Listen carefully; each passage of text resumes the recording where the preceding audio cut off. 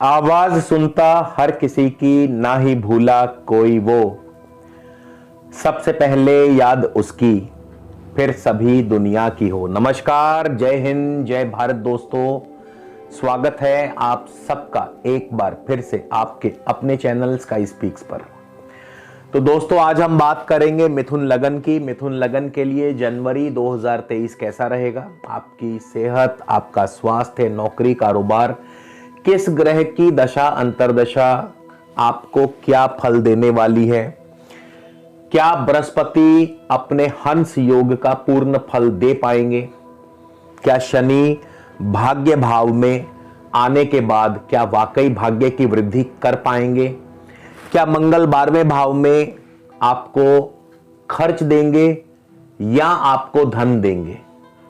तो कई दफा ज्योतिष में जो दिखता है वैसा होता नहीं है। इसके पीछे नक्षत्र पद्धति काम करती है। और लगन में यदि आप लगन से गोचर देख रहे हैं तो हमेशा नक्षत्रों का ध्यान अवश्य रखें। तो आज का वीडियो बहुत खास होने वाला है, क्योंकि मैं आपको बताऊंगा कि किस प्रकार ग्रहों के पीछे नक्षत्र पद्धति काम करती है, कैसे नक्षत्र आपके फल और फलादेश में अंतर पैदा करते हैं। तो आज का वीडियो बहुत खास, बहुत दिलचस्प होने वाला है दोस्तों, कहीं भी जाइएगा मत।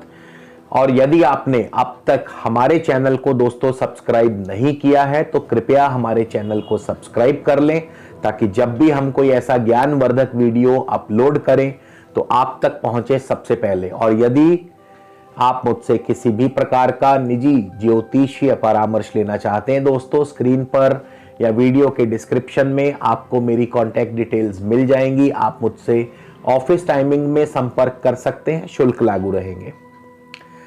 तो चलिए आगे बढ़ते हैं। और आज का ये गोचर केवल और केवल आपके लगन पर आधारित है, तो कृपया इसे केवल अपनी लगन राशि से ही देखिएगा। और गोचर कभी भी स्वतंत्र फल नहीं देता है। गोचर में हमें ग्रहों की आज की वर्तमान गोचर स्थिति मालूम है, लेकिन आपकी कुंडली में कौन सा ग्रह कहां बैठा है यह हमें नहीं मालूम है। तो इसीलिए अंतिम निर्णय तो आपकी कुंडली से ही होगा। हां, गोचर का क्या फल है वो मैं आपको बता दूंगा, लेकिन आपकी कुंडली उस फल में कितना बड़ा अंतर डाल सकती है यह कहना मुश्किल है। तो ये एक बेसिक नियम है गोचर का, इसको हमेशा अपने जहन में रखिए, ध्यान में रखिए। तो चंद्रमा आपके धन भाव के स्वामी है। मिथुन लगन में चंद्रमा धनेश है, केतु पंचम भाव में है तुला राशि में। सूर्य और बुध आपके सप्तम भाव धनु राशि में है। सूर्य 14 जनवरी को चले जाएंगे मकर राशि में अष्टम भाव में। शुक्र शनि इस महीने के आरंभ में अष्टम भाव में होंगे मकर राशि में। शनि 17 जनवरी को और शुक्र 22 जनवरी को भाग्य भाव कुंभ राशि में प्रवेश कर जाएंगे। बृहस्पति दशम भाव में है स्वराशि मीन में। हंस नामक महापुरुष योग बना रहे हैं। राहु आपके लाभ स्थान में है। मंगल आपके 12वें स्थान में है वृषभ राशि में। 12 जनवरी को मंगल और 18 जनवरी को बुध जो है मार्गी हो जाएंगे। तो सबसे पहले लग्नेश बुध से ही शुरुआत करेंगे कि लगन के स्वामी बुध की दशा अंतरदशा या प्रत्यंतर दशा आपको अगर चल रही है मिथुन लगन वालों को, तो बुध की ये दशा आपको कैसा और क्या फल देने वाली है। देखिए, बुध इस समय इस महीने के आरंभ में होंगे उत्तराषाढ़ा नक्षत्र में। सूर्य का नक्षत्र है। सूर्य तृतीय भाव के स्वामी है। अब तृतीय भाव क्या दर्शाता है? स्थान परिवर्तन। तृतीय भाव छोटी मोटी यात्राएं। तृतीय भाव भाई बंधुओं से सुख सहयोग।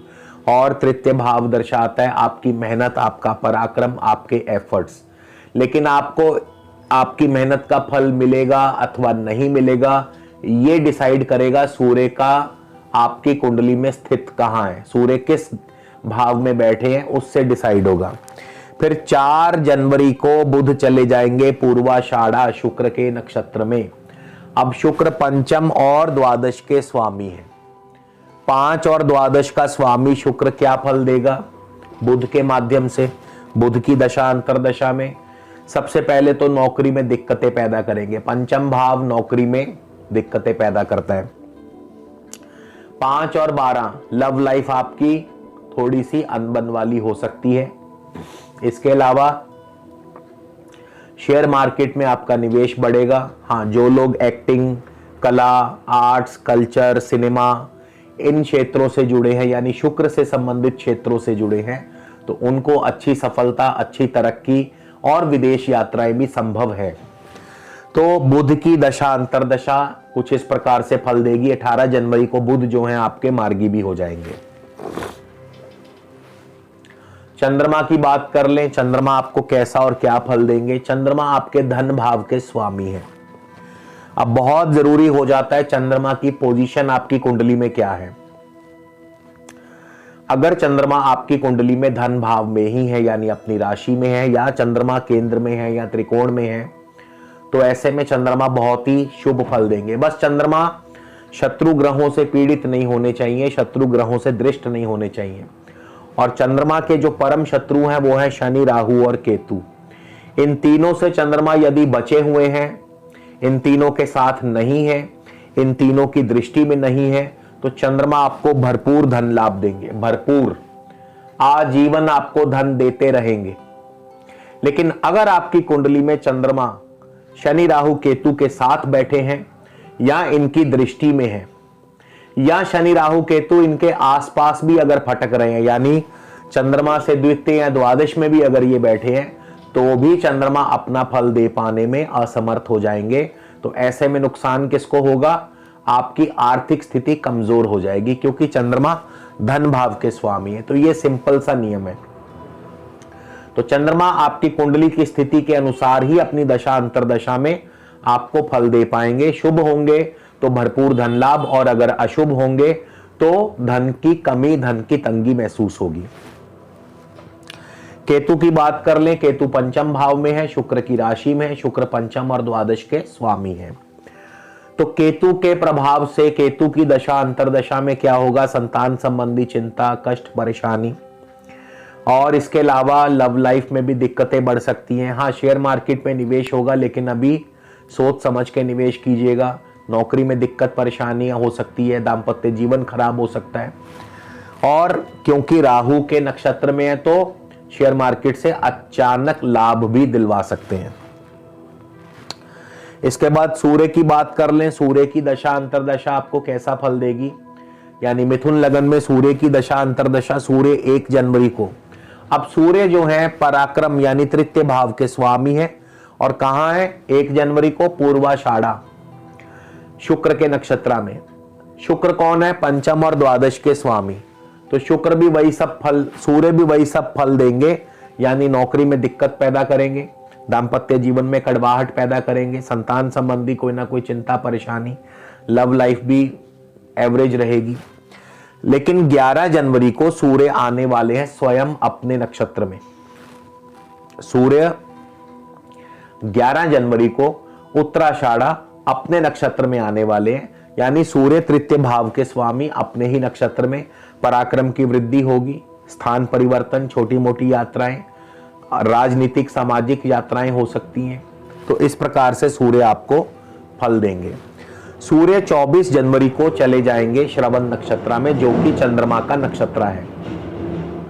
तो अगर चंद्रमा आपकी कुंडली में शुभ स्थिति में है, तो ऐसे में सूर्य आपको बहुत ही अच्छा धन लाभ देंगे, यानी आपको भरपूर धन लाभ होगा, आपका बैंक बैलेंस अच्छा रहेगा, परिवार में भी, कुटुंब में भी सुखद माहौल बना रहेगा, शुभ समाचार मिलते रहेंगे। इसी तरह शुक्र की बात कर लें, शुक्र आपको कैसा फल देने वाले हैं। तो शुक्र की दशा अंतरदशा में क्या होगा? शुक्र पंचम और द्वादश के स्वामी है। 5वां घर दोस्तों संतान का है, विद्या का है, 5वां घर एम्यूजमेंट्स का है, 12वां घर खर्चों का है, हानि का है।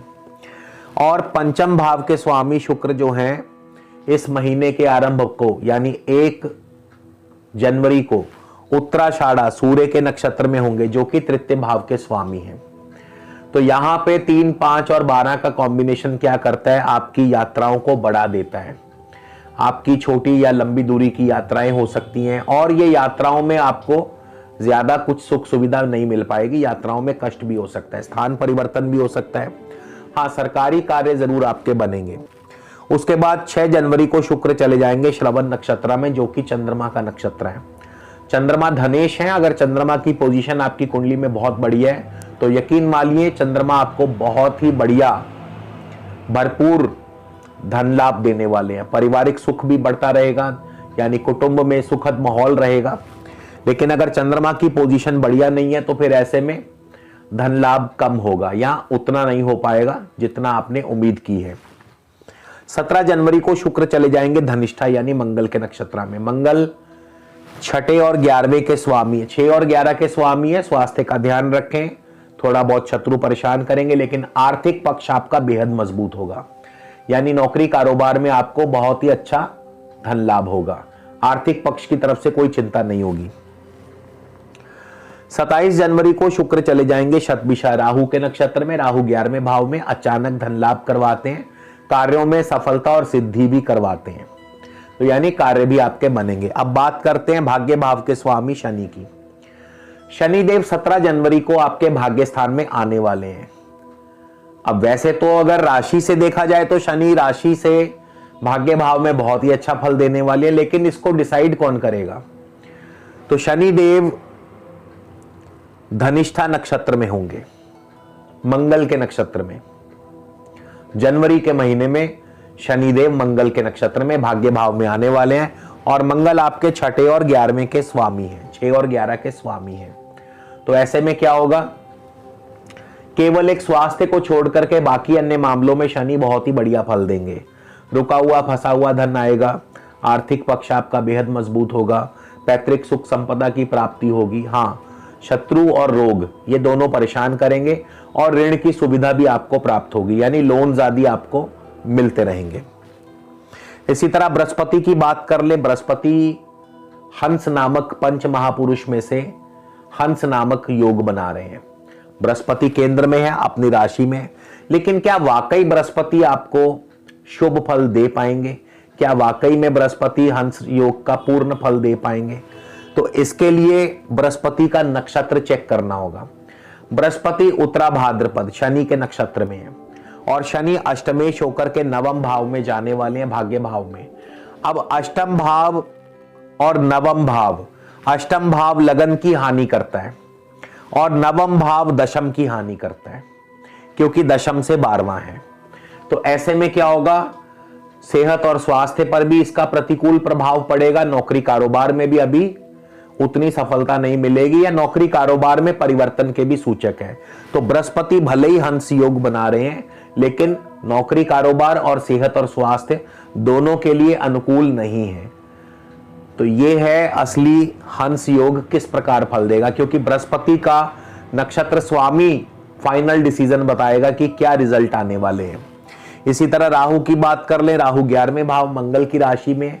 अब राहु 11वें भाव में मंगल की राशि में है तो नौकरी कारोबार में तरक्की, लेकिन स्वास्थ्य का ध्यान रखें, चोट आदि का भय बना रहेगा और हर प्रकार से कार्यों में सिद्धि दिलवाते हैं। राहु भरणी नक्षत्र में है, जो कि शुक्र का नक्षत्र है। अगर शुक्र की पोजीशन बढ़िया है तो फिर शुक्र आपको खूब धन दिलाएंगे, अन्यथा नौकरी में दिक्कत परेशानी, नौकरी बदली भी जा सकती है, यानी नौकरी में परिवर्तन भी हो सकता है राहु की दशा अंतरदशा में। मंगल की बात कर ले। मंगल आपके 6 और 11वें के स्वामी 12वें भाव में, यानी खर्चों और निवेश को दर्शाते हैं। खर्च बढ़ेंगे, निवेश बढ़ेगा, लेकिन क्या ये निवेश वाकई में आपकी जेब को हल्का करेगा? जी नहीं। मंगल इस समय चल रहे हैं रोहिणी के नक्षत्र, चंद्रमा के नक्षत्र में। चंद्रमा धनेश है, तो ये खर्चे, ये निवेश आपकी जेब को हल्का नहीं करेगा। पैसा आता रहेगा, पैसा लगता रहेगा, लेकिन आपको इससे ज्यादा कोई फर्क पड़ेगा नहीं, यानी बैंक बैलेंस आपका मजबूत रहेगा।